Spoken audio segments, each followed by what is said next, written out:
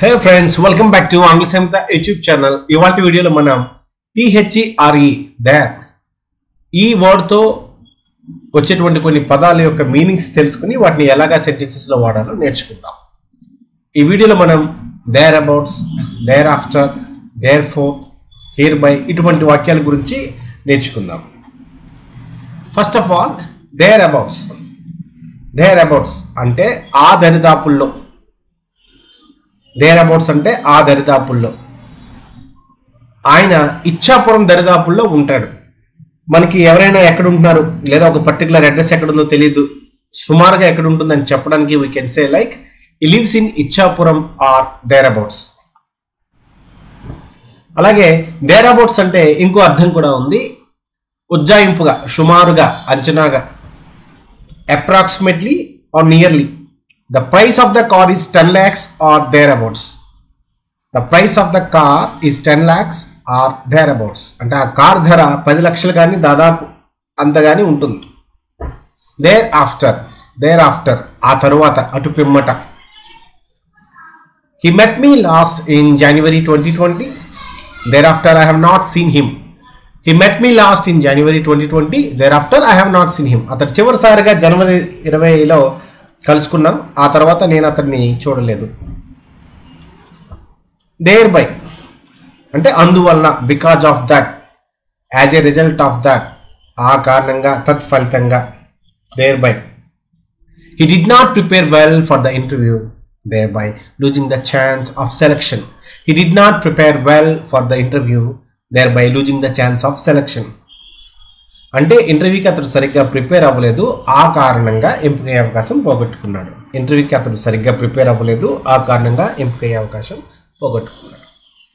There four, ఇది మనం మ్యాథమెటిక్స్లో చూస్తుంటాం. దేర్ ఫోర్ 3 డాట్స్ ఉండేటువంటి ఒక సింబల్. తత్ఫలితంగా, అందువలన. He was late and therefore he missed the train. He was late and therefore he missed the train. ఆలస్యం అయినందువల్ల అతను ట్రైన్ అందుకోలేకపోయాడు. హియర్ బై ఇందు మూలంగా లేదా దీని ద్వారంగా, త్రూ దిస్. ఎక్కువగా మనం ప్రకటనల్లో చూస్తాం, here by it is informed to all the subscribers that, here by it is informed to the all the viewers that అని మనం ప్రకటనల్లోనూ డిస్క్లైమర్స్లోనూ చూస్తుంటాం. ఇందు మూలంగా లేదా దీని ద్వారా, త్రూ దిస్ అని చెప్పడానికి మనం హియర్ బైని వాడతాం.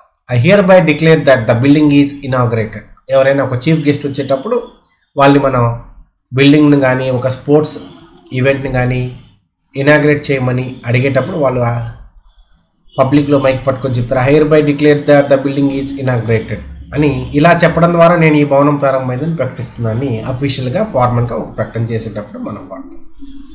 అలాగే దేర్తో మనకి thereinafter, thereinbefore, thereinto, thereof, thereon, thereto, theretofore, thereunder, therewith, therewithal అని చాలా వర్డ్స్ ఉన్నాయి.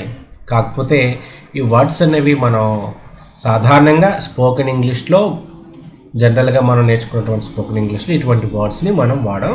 ఇవన్నీ కూడా లీగల్ టెర్మినాలజీ, అంటే advocates, legal documents, insurance documents, agreements, ఇలాంటి వాటిల్లో వీటి తాలూకా అవసరం ఉంటుంది. ఇటువంటిని రాస్తుంటారు గవర్నమెంట్ నుంచి వచ్చినటువంటి సర్క్యులర్ వాటిల్లో. Therein it is told, thereinafter it is reiterated, thereinbefore it is stated, ఇలా కాంప్లికేటెడ్గా సెంటెన్సెస్ ఉంటాయి. కాబట్టి వీటి గురించి మనం దిగులు పడాల్సిన అవసరం లేదు. ఇవి చాలా కొంచెం లీగల్ టెర్మినాలజీ కాబట్టి మనకి రెగ్యులర్ ప్యారలాన్స్లో, అంటే నిత్యం వాడుకునేటువంటి భాషలో వీటి అవసరం ఉండాలి. Thank you for patiently listening to my audio. Please subscribe to English Samhita and encourage me. Thank you.